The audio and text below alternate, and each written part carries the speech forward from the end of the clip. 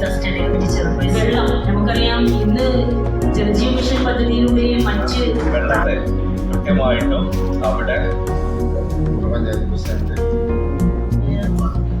ഓഫീസർമാരെ സാമൂഹ്യ പ്രവർത്തകർ എല്ലാവരും ഈ വേദിയിലുണ്ട്.